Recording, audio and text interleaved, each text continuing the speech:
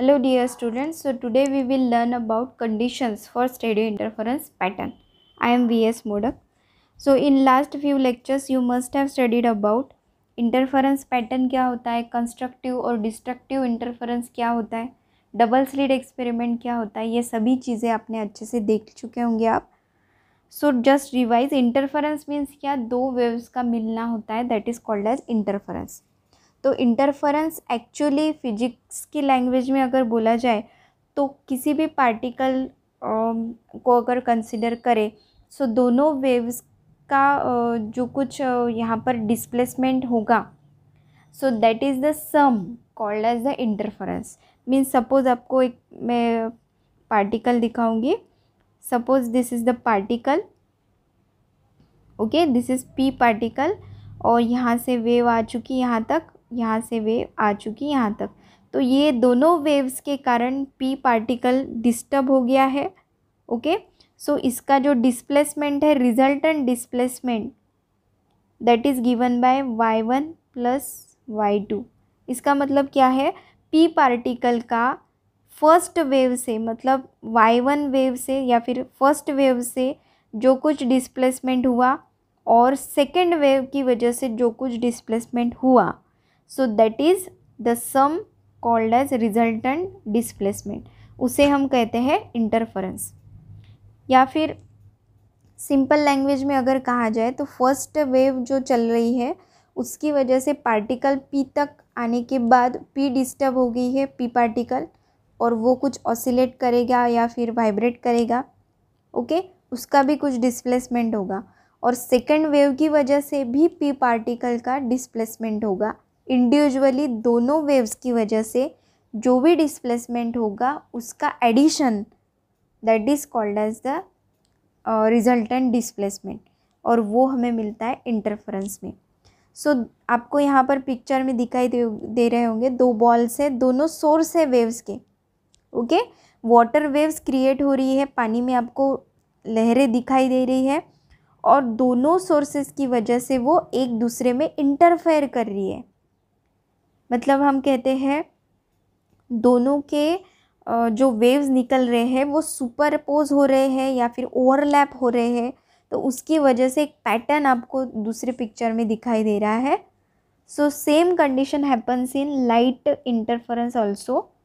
So interference of light means, आपने क्या ये देखा होगा कंस्ट्रक्टिव इंटरफेरेंस कब मिलता है, जब मैक्सिमम डिस्प्लेसमेंट होता है पार्टिकल का, at that time we are saying it as a constructive interference.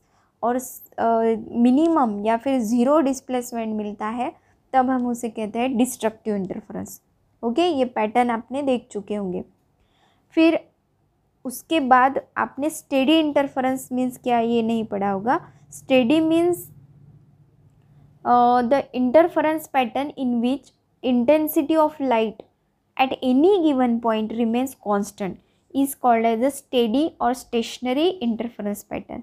Means क्या, सपोज यहाँ पर एक सोर्स है और ये दूसरा सोर्स है, यहाँ से वेव्स निकल रही है, यहाँ से भी निकल रही है और पी पार्टिकल तक पहुँच चुकी है. ओके, सो पी पार्टिकल तक यहाँ पर हमें इंटरफेरेंस की, दोनों वेव्स का इंटरफेरेंस हो गया है. तो इंटरफेरेंस हमेशा टू और मोर वेव्स की वजह से होता है. ओके, जैसे झगड़ा दो या दो से ज़्यादा व्यक्तियों के बीच में हो सकता है, उसी तरीके से इंटरफेरेंस के लिए दो या दो से ज़्यादा वेव्स इसेंशियल है. ओके, सो उसी तरीके से यहाँ पर पी पॉइंट डिस्टर्ब हो चुका है, यहाँ पर इंटरफेरेंस पैटर्न मिलेगा. तो सपोज यहाँ पर पी पॉइंट पर हमें ब्राइट बैंड मिल गया. ओके, और एक क्यू पॉइंट है, यहाँ पर भी हमें क्यू पॉइंट पर डार्क बैंड मिल गया. ओके, क्यू पॉइंट पर डार्क बैंड. तो after some instant of time अगर हम देखें तो फिर से हमें पी पॉइंट पर ब्राइट और क्यू पॉइंट पर डार्क ही बैंड मिले तो हम उसे कहेंगे steady interference pattern. It is so easy, है ना, कि हर जगह पर सपोज यहाँ पर ब्राइट है, ब्राइट पॉइंट है, यहाँ पर डार्क है, फिर से ब्राइट, फिर से डार्क. तो आफ्टर सम टाइम अगर हम देखें तो फिर से यहाँ पर आपको ब्राइट डार्क, इसी तरीके से अगर मिला, इंटेंसिटी ऑफ लाइट कांस्टेंट रही तो उसे कहा जाता है स्टेडी इंटरफेरेंस पैटर्न या फिर स्टेशनरी। तो उसके लिए कंडीशंस क्या है, तो उसके लिए सबसे पहली और इसेंशियल कंडीशन है कि two sources must B coherent. तो कोहेरेंट का मतलब क्या है कि दोनों जो वेव्स आपको दिखाई दे रही है वो फेज़ में है। तो फेज़ मतलब क्या, फेज़ को हम हिंदी में चरण बोल सकते हैं, स्थिति अवस्था भी बोल सकते हैं। तो अभी ये दोनों वेव्स की जो स्थिति है या फिर फेज़ है वो सेम है, यहाँ पर आपको दिखाई देगा। At this instant of time, यहाँ पर टी मैं लिखूँगी, at this instant of time it is crest, okay, here it is trough, फिर से क्रस्ट और ट्रफ। और ये इंस्टेंट ऑफ टाइम पर अगर आप देखें last T2 suppose T2, so we can see the particle is at the same position, okay। अगर एक प्राइमरी सोर्स है P और यहाँ से दो सोर्सेस निकल रहे हैं coherent sources, okay, these are the two coherent sources. Secondary sources जो मिले हैं हमें वो कोहेरेंट है। कोहेरेंट मतलब जिनके जो वेव्स निकलने वाले हैं उसमें से वो फेज़ में सेम हो तो उसे कहा जाता है कोहेरेंट। तो यहाँ पर आपको दिखाई दे रहा होगा कि जो वेव इमिट हो रही है उनकी जो फेज़ है वो सेम है, या फिर अभी ये फेज़ में हो गए और the phase difference should be same, इनका जो फेज़ डिफरेंस है वो भी सेम होना चाहिए या फिर फेज़ में होना चाहिए, okay. This is the first condition which is very important.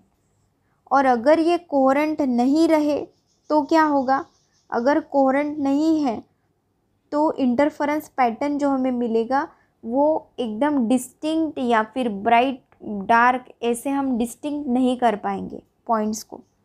तो इसकी वजह से sources must B coherent, okay. This is the very first condition. Coherent मतलब क्या कि जो सोर्सेस में से वेव निकल रही है, जो सोर्सेस में से वेव्स निकल रही है, waves should be in the phase और should have the constant phase difference, उसे कहा जाता है coherent sources, okay, got it.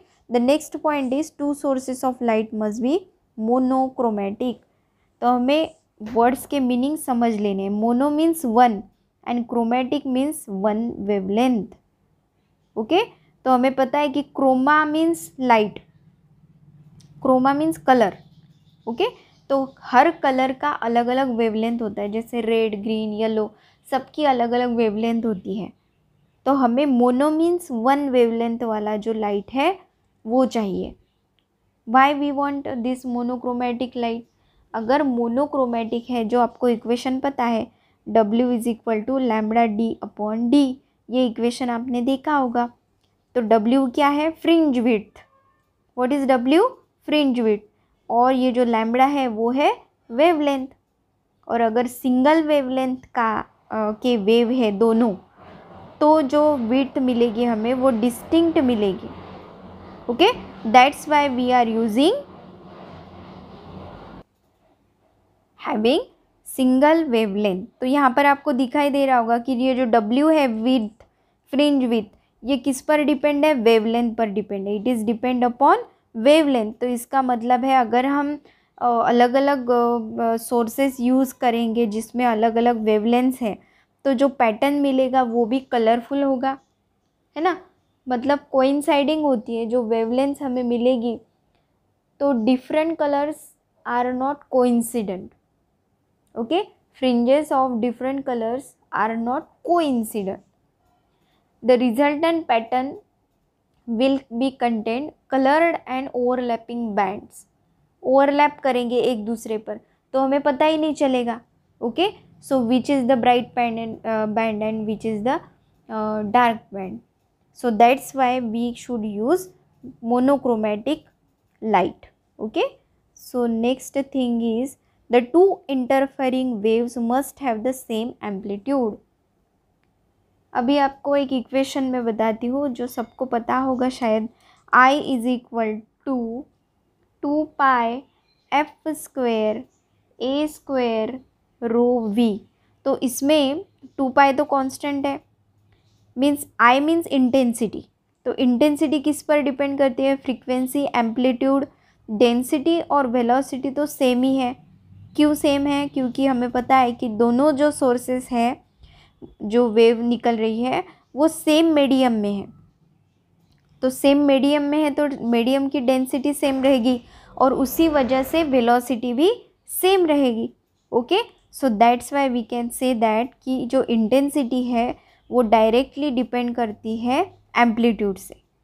और अगर एम्पलीट्यूड सेम है तो जो फ्रिंज विड्थ जो बोलते हैं हम लोग, वो फ्रिंज विड्थ जो है वो ग्रेटर मिलेगी, या फिर जो डार्क और ब्राइट बैंड्स हैं वो हमें प्रॉपर वे से मिलेंगे। That is why we should have same amplitude.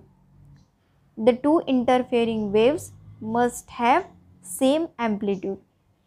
मतलब उससे क्या होगा कि डार्क पॉइंट जो है वो ज़्यादा डार्क दिखेगा और ब्राइट पॉइंट जो है वो ज़्यादा ब्राइट दिखेगा। आपने वैनिश का ऐड देखा होगा, उसमें क्या कहा जाता है? ब्राइट को बनाए ब्राइटर और वाइट को बनाए और वाइटर। तो उसी तरीके से यहाँ पर ब्राइट पॉइंट को ज़्यादा ब्राइट बनाता है और डार्क को ज़्यादा डार्क। उसकी वजह से क्या होता है कि हमें डिस्टिंक्टली दिखाई देता है कि कौन सा ब्राइट है और कौन सा डार्क है। Okay, this is the third condition. Then what is fourth condition? Separation between two slits. अभी स्लिट का मतलब क्या है? The narrow and long cut, that is called as the slit. तो स्लिट मीन्स सपोज यहाँ पर एक कार्डबोर्ड मैंने लिया है और ये कार्डबोर्ड पर एक छोटा सा होल कर दिया है जैसे डबल स्लिट यंग्स ने किया था डबल स्लिट एक्सपेरिमेंट में। यहाँ पर स्लिट मीन्स स्मॉल कट। तो कट करने से क्या होगा? एकदम छोटा सा कट करने से यहाँ से जो वेव्स निकलेगी, ओके, उसमें से जो पैटर्न निकलेगा, ओके, तो उन्होंने कहा है कि दोनों जो स्लिट्स है उनमें जो डिस्टेंस है वो कम रखना है। It must be small in comparison to the distance between plane containing the slide. तो अभी ये एकदम इजी वर्ड्स में हम कहेंगे कि two sources close to each other must be close to each other. कितना सिंपल लैंग्वेज हमने यूज़ की है, इतना बड़ा नहीं लिखा तो भी चलेगा। हम लोग ऐसा भी लिख सकते हैं the two sources must be close to each other. मतलब आपको जो दो सोर्सेस यहाँ पर स्लिट्स हम बोलेंगे, स्लिट्स जो दिखाई दे रही है, जो सोर्स है, कोहेरेंट सोर्सेस है, ओके, तो वो क्लोज होने चाहिए। तो इसका क्यों ऐसा कहा गया था तो वो मैं आपको बताऊंगी। हमें फिर से वही इक्वेशन लिखना है, फ्रिंज विड्थ का लैम्बडा डी बाय डी। तो अभी इस इक्वेशन में हम क्या कहेंगे कि W मतलब जो फ्रिंज विड्थ है it is inversely proportional to the D मतलब क्या है? अभी जो स्लिट्स हमने ली है ना उसमें जो डिस्टेंस है, सपोज एक कार्डबोर्ड है, यहाँ पर स्लिट 1 और ये स्लिट 2 है, तो इसमें जो डिस्टेंस है वो D है। इतना जो डिस्टेंस है वो D है। और जो स्क्रीन है, सपोज यहाँ पर स्क्रीन है, यहाँ पर सोर्सेस है और यहाँ पर स्क्रीन है, तो ये जो डिस्टेंस है वो है कैपिटल D। तो ये जो डिस्टेंस है ये ग्रेटर होना चाहिए always. Capital D should be greater than small d। ये दोनों स्लिट में जो डिस्टेंस है उससे कैपिटल D बड़ा होना चाहिए। ओके, तो ये जो रेशो है, अभी फिर से बैक टू द पॉइंट, ये जो स्मॉल d है ना, it is the distance between two slits. और अगर ये छोटा है तो विड्थ बड़ी हो जाएगी, है ना, फ्रिंज विड्थ बड़ी मिलेगी। और अगर ये बढ़ जाएगा तो ये छोटी होगी, इन्वर्सली प्रोपोर्शनल है। ये बढ़ेगा तो ये कम होगा, ये कम हुआ तो ये बढ़ेगा, इस तरीके से। ओके, तो ये जो D है, distance between two slits must be small to get the fringe with greater.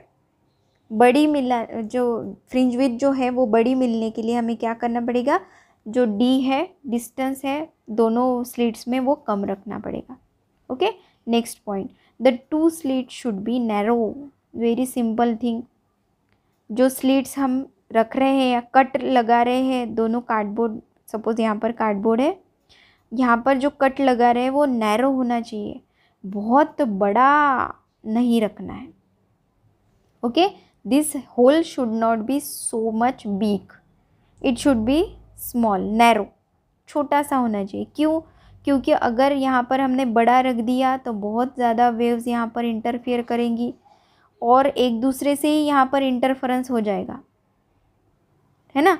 हमें क्या करना है, ये दोनों सोर्सेस में से जो वेव्स निकल रही है उनका इंटरफेरेंस पैटर्न लिखना है, ना कि सिर्फ एक होल में जो खुद से जो वेव्स निकल रही है उसमें इंटरफेरेंस हो जाएगा तो जो पैटर्न बनेगा वो क्लियर नहीं आएगा और हम स्टडी नहीं कर पाएंगे. Okay, so that's why the two slit should be narrow, single, एकदम छोटी सी रे उसमें से पास होनी चाहिए, बस इतना छोटे 2 होल्स हमें लेने हैं.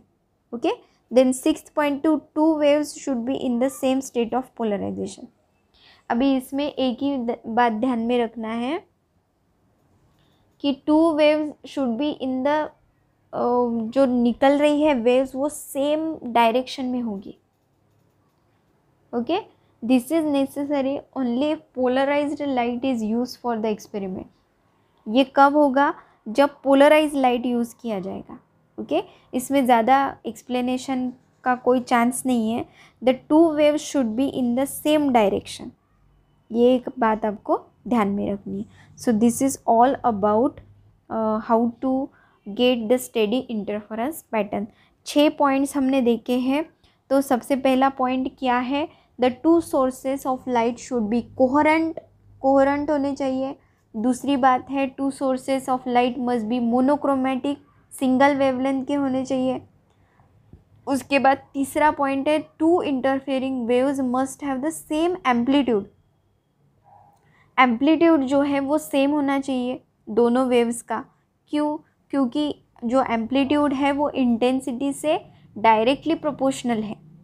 ओके, और अगर एम्पलीट्यूड सेम है तो इंटेंसिटी जो है वो हमें, जब एम्पलीट्यूड ज़्यादा होगा तो इंटेंसिटी एकदम ज़्यादा मिलेगी और एम्पलीट्यूड एकदम कम है तो इंटेंसिटी भी ज़ीरो मिलेगी.